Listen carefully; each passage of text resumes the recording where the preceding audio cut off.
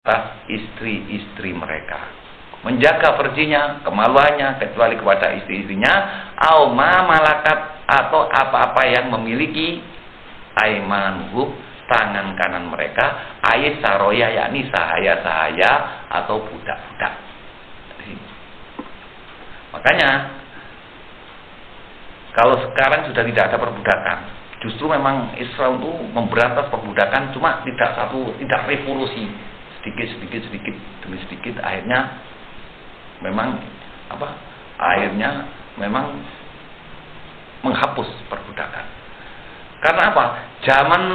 Di zaman dohirnya Rasul kita itu dohir, lahirnya dulu, itu memang zaman perbudakan. Tahun 500-an, abad ke-6 itu tahun 5. Nabi kan lahirnya tahun 500, kalau tidak salah 571 Masehi. Tahun 561 atau 71. Itu tahun abad ke-6 itu memang merajalela perbudakan. Dan penguasa dunia waktu itu dua zaman itu, yaitu Persia dan Romawi. Kerajaan seluruh dunia itu dikuasai dua kerajaan besar itu. Bahkan Romawi Timur, termasuk Mesir itu termasuk Romawi itu. Mesir sampai ke Baghdad, Irak gitu. Bukan Irak. Sampai Mesir, terus Afrika semuanya. Sebagian itu terus Eropa di sana. Pusatnya Romawi Barat sebelah. Sebagian Persia yang menguasai. Persia itu kalau sekarang dulu negeri besar Romawi dan Persia di Iran itu kan sekarang.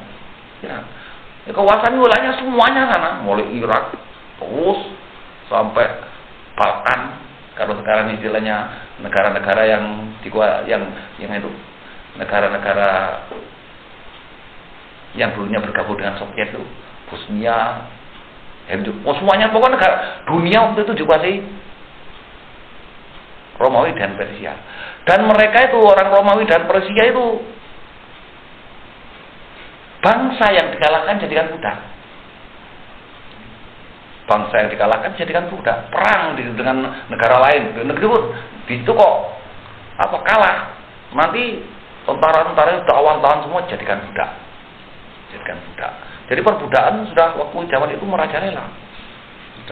Akhirnya orang-orang Arab, orang-orang kaya Arab, Quraisy, zaman itu semuanya orang-orang kaya punya budak. Membeli budak.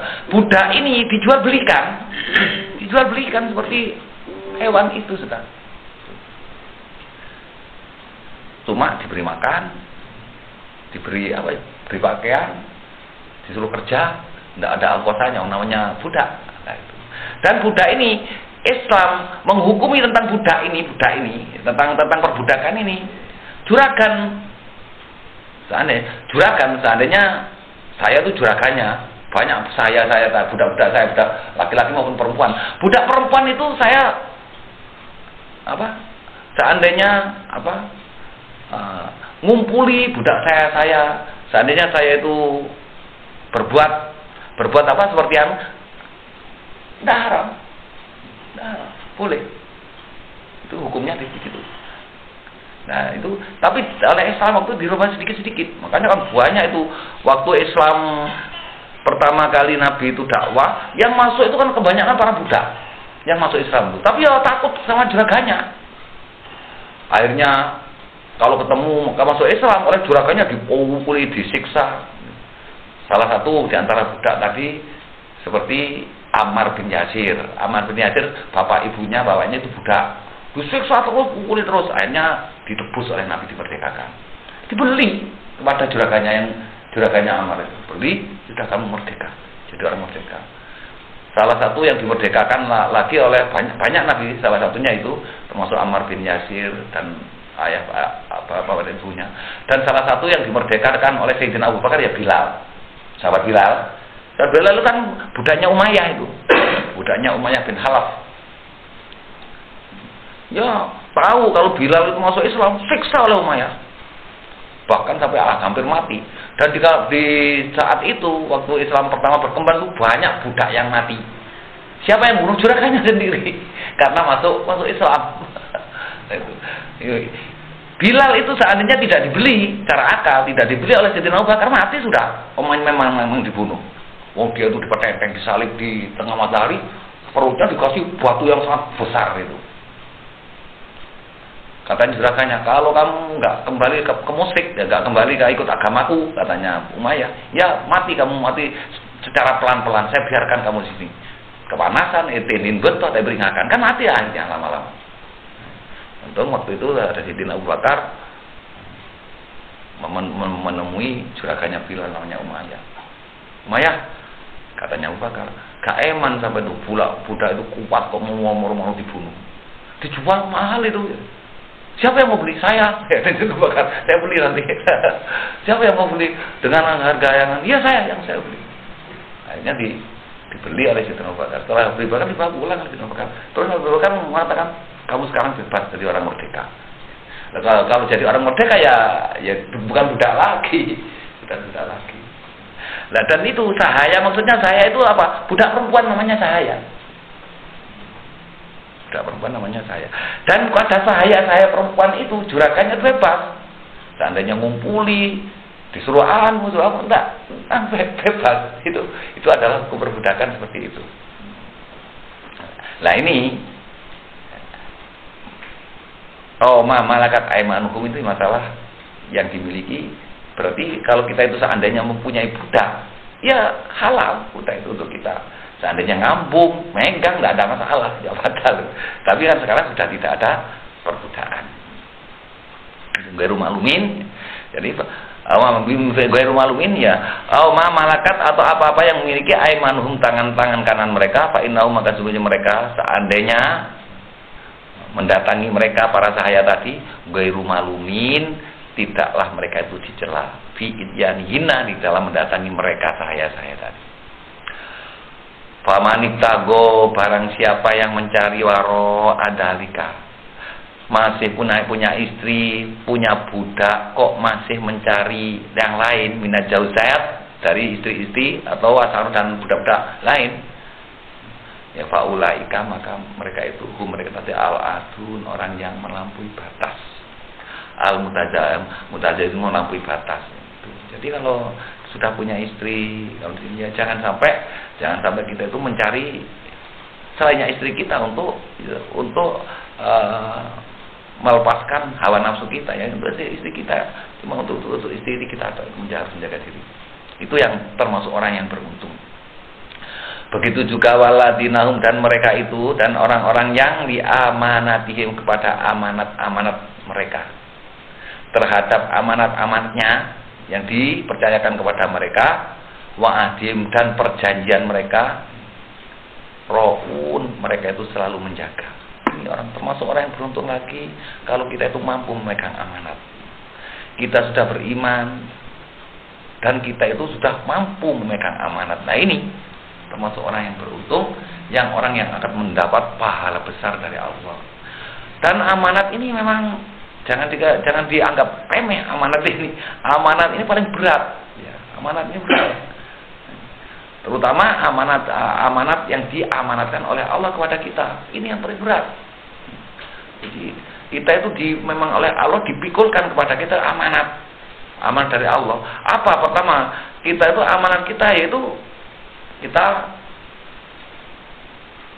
dipercayakan oleh Allah supaya kita itu melaksanakan perintah-perintahnya, wajib-wajibnya, termasuk salat pada waktu, itu pendidikan amanat. Di samping itu masalah amanat lagi, masalah ibadah yang selainnya ibadah mahdhah, selainnya ibadah sholat dan puasa, apa? Pergaulan, istri itu juga amanat, anak-anak kita juga amanat dari Allah. Jadi istri, anak-anak kita itu adalah amanat dari Allah. Dan kita itu wajib menjaga amanat tadi, wajib menepati amanat tadi. Lah anak yang dititipkan oleh Allah kepada kita, itu titipan dari Allah, amanat dari Allah, itu mengamanatkan supaya anak kamu jadikan orang yang beriman. ngertikan, jadikanlah anak kamu itu orang yang beriman, orang yang mengabdi kepada Allah, yang beribadah kepada Allah. Itu amanah kita terhadap amanatnya Allah terhadap kita untuk kepada yang ditujukan kepada anak-anak kita. Jadi maka sering itu di dalam Al-Quran juga diterangkan, di dalam hadis juga diterangkan. Kadang-kadang kita itu terlalu manja kepada anak-anak kita sehingga kita itu melupakan amanat kita. Padahal amanat kita, bagaimana anak kita itu supaya menjadi orang yang beriman, yang beribadah kepada Allah. Itu ringkasannya begitu. Berarti kita ya harus mendidik anak kita itu. Harus mendidik, mengajarkan anak kita kepada agama. Dan menjaga amanat kita itu. Jangan sampai rusak amanatnya itu kan begitu. Makanya kan sering di dalam Al-Quran sendiri ada keluhan dari orang-orang yang soleh, orang tua yang sedianya itu masuk surga, gak jadi. Jadinya masuk neraka. Gara-gara apa? Dituntut anaknya. Dituntut anaknya. Ya, Rabbana antarana kau, Rabbana wa kubaro'ana. Itu di dalam Quran lupa di surat apa itu ada itu. Karena apa? Orangnya sudah soleh. Bapak ibunya juga baiklah, juga Islamnya baik, juga soleh. Akhirnya oleh malaikat Jibril, oleh Allah waktu itu setelah hari kiamat dijemput oleh para malaikat mau diantarkan ke surga. Oh, diteguin benar. Oh, jangan dulu para malaikat. Jangan dulu. Kenapa ya ini? Dulu saya sampai masuk neraka ini gara-gara bapak ini. Gara-gara bapak saya ini. Kenapa? Iya, saya tidak pernah diajarkan, tidak pernah saya itu diulang Al-Quran gampangannya. Ma'allamani Al-Quran, tidak pernah mengajarkan aku Al-Quran. Maksudnya apa? Tidak mengajarkan tentang Al-Quran, bukan saja bacanya tok, tapi juga isinya. Sehingga kami tidak mengerti antaranya baik dan buruk, hak dan batil, tidak mengerti antaranya yang halal dan yang haram. Jadi kami namanya gak ngerti ya, pokoknya ya kerja ngawur sudah. Bodoh kami, gara-gara sama bapak saya tidak diajarkan. Sehingga kami bodoh, ngawur karena kami bodoh. Loh, bapak kamu dulu gak nyuruh? Enggak pernah nyuruh kami ini untuk belajar Al-Quran, untuk ngaji, gak pernah menyuruh. Bahkan bapak saya itu memberikan apa yang saya minta waktu itu. Masalah dimanja. Minta uang, beri akhirnya makal terjadi. Jadi walaupun tidak sholat, tidak pernah bapak saya itu melarang, tidak pernah mengajarkan saya masalah agama, din. Jadi akhirnya saya bodoh. Karena gara-gara kebodohan, gara-gara saya gampangnya tidak diajarkan. Saya masuk neraka. Kalau memang saya itu dimasukkan neraka, ya tapi jangan dengan bapak saya ini. Ini karena penyebabnya ini. Penyebabnya ini. Di situ. Jadi ini yang rupanya sekarang mulai pudar. Makanya kalau orang guru itu tak ngaji, jangan sampai tak ngaji mau nambah. Kalau lagi panjelin, atau kolongkuan menurut nambah. Karena ingat akan itu. Kalau sekarang kan kebanyakan sekarang ini kalah dengan anak. Itu sudah zamannya kebunyusu gudel katanya. Kebunyusu gudel atau katanya orang Jawa itu bung senden pring senden bung. Untung kita itu alhamdulillah masih belum mau kita itu belajar Al-Quran. Tidak ada kasetnya. Kita itu belajar Al-Quran tidak ada kasetnya. Begitu juga kebalikan. Artinya kebalikan apa? Banyak orang yang sedianya itu masuk neraka, tapi tidak jadi masuk neraka, malah ke surga. Gara-gara apa? Mempunyai anak yang soleh atau anak yang solihah. Ini malah di dalam hadis ini. Dan dulu ini di dalam hadis dan terjadi waktu itu zaman sahabat terjadi. Di waktu itu ada seorang sahabat itu, ya kita itu Insya Allah bisa sama, walaupun zaman sahabat itu dengan sekarang ini juga sama. Ya bodoh saya nakal, bodoh saya tidak nakal. Ada. Sahabat itu ada salah satu sahabat itu di kala itu ya fasik. Artinya fasik itu sering tidak sholat, sering sering mengerjakan apa-apa yang tidak patut itu, maksiat katanya, fasik, mati, wafat. Salah satu sahabat itu. Tapi dia itu beriman kepada Allah. Itu mak, ya seperti kita ini kan beriman kepada Allah, tapi kan kadang-kadang sering tak sholat, sering main apa yang sekiranya wafat. Setelah wafat itu Rasul datang, heran itu semua sahabat. Pas kanjeng Nabi, datang ngereng arwah, orang tak arwah gampang, tak gerdetan kanjeng Nabi kan gitu. Kan heran itu kalau sahabat. Biasanya Nabi itu kalau terhadap orang munafik atau orang itu nggak datang sendiri, nggak datang. Jadi waktu itu orang nakal, masa udah dengan kanjeng Nabi, padahal jauh dari dan dalam, di luar kota Madinah. Akhirnya banyak yang bertanya, ya kok sampai datang bagaimana cerita Terus Nabi mendapat wahyu dari malaikat Jibril bahwa orang itu diampunkan dosanya gara-gara doanya, gara-gara solihahnya anak perempuannya. Nah, akhirnya ditanya oleh Nabi,